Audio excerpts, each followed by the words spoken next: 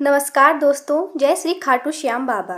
स्वागत है आपका अपने चैनल एस्ट्रो सांची में। श्री खाटू श्याम बाबा आपकी सारी चिंताएं दूर करें। मित्रों, यूँ तो पूजा का शुभ मुहूर्त बहुत से हैं, परंतु संध्या काल की पूजा का एक अलग महत्व होता है, क्योंकि संध्या काल में प्रभु विश्राम करने के लिए अवतरित होते हैं। इसलिए उस समय की हुई पूजा कभी भी बेकार नहीं जाती। परंतु बहुत से व्यक्ति यह तक नहीं जानते कि शाम की पूजा का सही समय और सही तरीका कौन सा है। कई बार ऐसे प्रश्न आते हैं कि शाम का दीपक कब जलाना चाहिए और क्या स्नान करके ही दीपक जलाना चाहिए। बहुत से लोगों का यह सवाल भी होता है कि शाम को दीपक जलाने के समय कौन से उपाय करने चाहिए और कहाँ कहाँ दीपक प्रज्वलित करना चाहिए। साथ ही हमें दीपक जलाने के साथ कौन सा मंत्र उच्चारण करना चाहिए। आज की इस वीडियो को हम पूरी तरह संध्या आरती यानी कि संध्या पूजा के बारे में संपूर्ण जानकारी लेकर आए हैं। शाम के समय में जो आप संध्या आरती करते हैं, वंदन, दीप प्रज्वलित करते हैं, वह कैसे और कब करना चाहिए, साथ ही कौन सी विशेष बातों का ध्यान रखना चाहिए। यह वीडियो पूरी तरह से आपके मन की उलझनों को दूर कर देगी जो कि संध्या आरती को लेकर आपके मन में है। ये सारी जानकारी ज्योतिष शास्त्र के अनुसार बिल्कुल सही और सटीक जानकारी है, जो हम आज साझा करेंगे और आपको आपके प्रश्नों का उत्तर भी देंगे। यदि आपके मन में कोई भी प्रश्न इस विषय में हो तो आप कमेंट सेक्शन में कमेंट कर जरूर पूछें।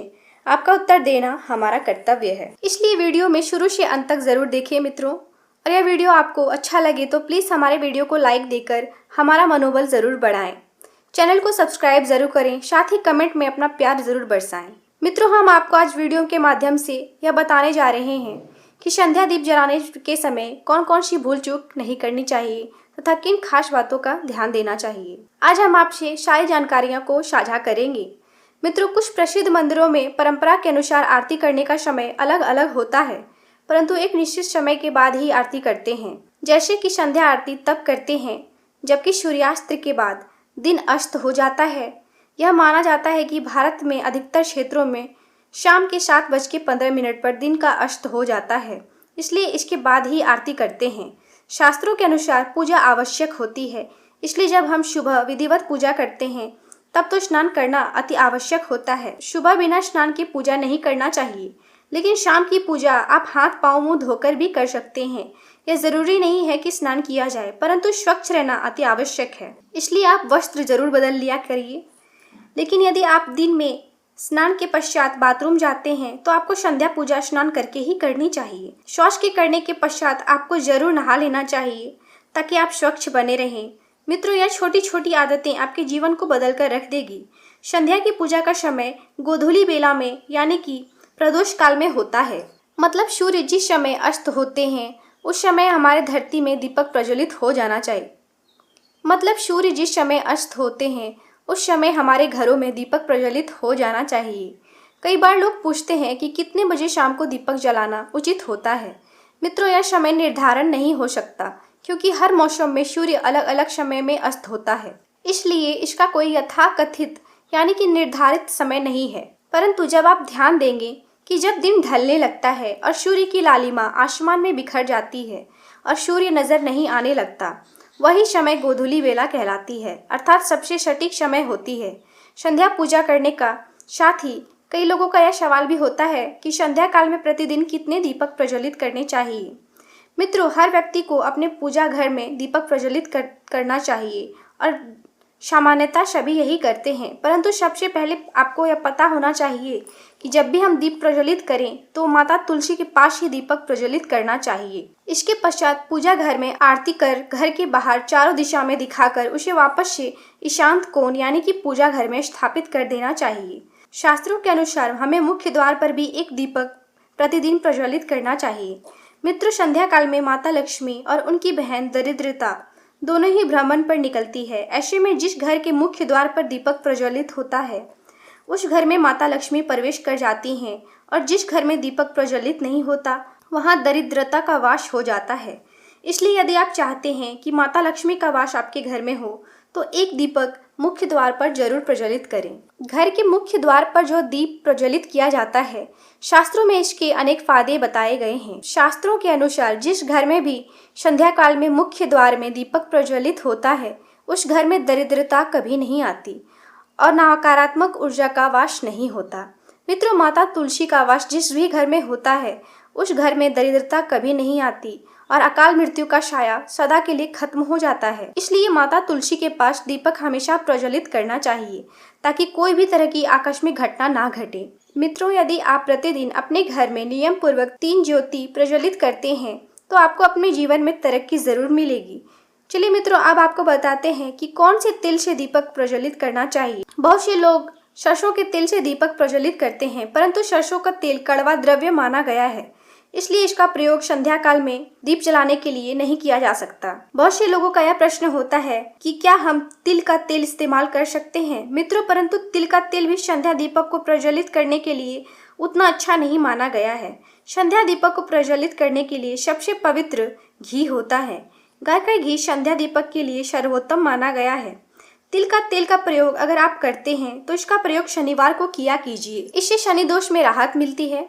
मित्रों, सरसों का तेल हर जगह इस्तेमाल नहीं किया जा सकता क्योंकि यह थोड़ा कड़वे स्वभाव का होता है, इसलिए इसे कुछ निम्नलिखित पूजा में ही प्रयोग किया जाता है। जैसे कि यदि आप शनि दोष से ग्रसित हैं तो आपको पीपल के पेड़ के नीचे सरसों एवं तिल के तेल का दीपक प्रज्वलित करना चाहिए। शास्त्रों में बताया गया है, जब हम किसी भी देवी देवता का पूजन आदि में ज्योति दीपक जलाते हैं, धूप दिखाते हैं, तो हमें शुद्ध गाय का घी ही उपयोग में लाना चाहिए। यदि आपको गाय का घी शुद्ध ना मिले तो आप सूर्यमुखी का तेल एवं तिल का तेल भी उपयोग में ला सकते हैं। घर के शांत कोण में जलाया हुआ दीपक हमारे मन को शुद्ध एकाग्रित करने में हमारी मदद करता है, साथ ही एक सहज वातावरण का निर्माण भी करता है। आपको इस बात का ध्यान अवश्य रखना चाहिए, यदि आप ईशांत कोण, माता तुलसी या किसी भी अन्य जगह में दीपक प्रज्वलित करते हैं तो आपको दीपक को सदैव पूर्व दिशा में रखना चाहिए और दीपक के नीचे अक्षत यानी कि चावल के दाने या फिर धान जरूर रख दें। दीपक को कभी भी खाली जमीन पे नहीं रखना चाहिए, मगर इस बात का विशेष ध्यान दें कि चावल अखंडित हो। टूटे हुए चावल का प्रयोग ना करें।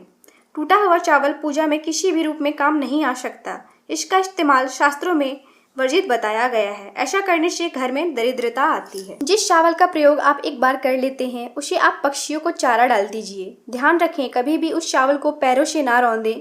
भूलकर भी ऐसी गलती कभी ना करें, वरना आपको लेने के देने पड़ सकते हैं। ईशांत कोण में आप चावल के दानों की जगह पुष्प और अलग प्लेट का इस्तेमाल भी कर सकते हैं। मित्रों, अब आपको विशेष मंत्र के बारे में बताती हूँ, जिसको यदि आप दीपक प्रज्वलित करने के समय उच्चारण करते हैं तो न केवल आपकी सारी कठिनाइयों से मुक्ति मिलेगी, बल्कि आपको आपका भाग्य उदय होता हुआ दिखाई देगा। वैसे यह जरूरी नहीं है कि आप निम्नलिखित मंत्र का ही उच्चारण कीजिए। आप चाहें तो माता रानी का भजन, हनुमान चालीसा एवं गायत्री मंत्र, कृष्ण मंत्र का भी उच्चारण कर सकते हैं, परंतु शास्त्र के अनुसार दीपक प्रज्वलित करते समय हमें यह मंत्र जरूर बोलना चाहिए। इससे माता संध्या अति प्रसन्न हो जाती हैं और कुबेर का धन आपको प्राप्त होता है। चलिए मित्रों, आपको उस मंत्र के उच्चारण के बारे में बताती हूँ। यह मंत्र आपको स्क्रीन पर भी दिख जाएगा। आप इस वीडियो को पॉज करके उसे नोट कर सकते हैं। शुभम करोति कल्याणम आरोग्य धन संपदा शत्रु विनाशाय गीत गायाय नमोस्तुते। दीपो ज्योति प्रग्रह दीपो ज्योति जनार्दन दीपो ज्योति भारतमय पापः संध्या दीपो नमोस्तुते। इस मंत्र का जप यदि आप दीपक प्रज्वलित करते समय करते हैं तो माना जाता है कि सभी प्रकार के पापों से आपको मुक्ति मिल जाती है और सभी रोगों का नाश होता है। यदि आप इस मंत्र का उच्चारण नहीं कर सकते तो हनुमान चालीसा का पाठ अवश्य करें, यह अति लाभकारी होता है। आपको आपकी सारी परेशानियां खत्म होती हुई दिखाई देगी, परंतु यह मंत्र आप अगर नियमित पढ़ेंगे तो आपको स्मरण हो जाएगा।